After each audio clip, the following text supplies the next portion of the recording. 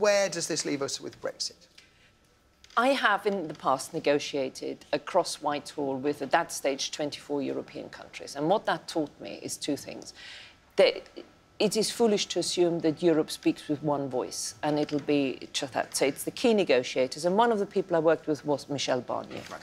And they are grown-ups, and I think we have to be equally grown-up in these negotiations. So you start off by saying the basic broad principles of the mandate, which, following the referendum we had, was the final say over our courts, our trades, our taxes and the immigration policy has to be in the United Kingdom.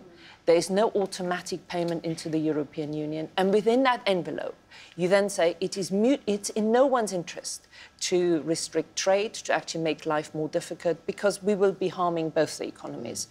And the difficulty, of course, is always the trade-immigration relationship, isn't it? But the bit about her clip, which I thought we have to return to, is that all the politicians now, once they've had a good night's sleep, have to come back and say it's the national interest which is now more important than anything else. Does your hope for a good deal, it feels like you think it's gone up, that you actually have greater hope for a good deal today than you might have done yesterday? I kind of always... these whole debates about why she required a bigger mandate, I couldn't understand, other than she might have thought it would make it easier for her in the House of Commons to get stuff through.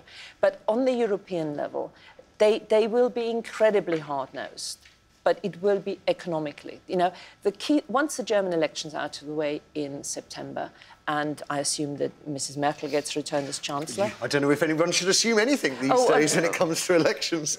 But that'll be the key thing, and it'll be economic factors which will drive both sides. And, you know, whoever our key negotiator is, if it is David Davis again, then just keep a very cool head. And you have a 2-year period where nothing is agreed until everything is agreed. OK.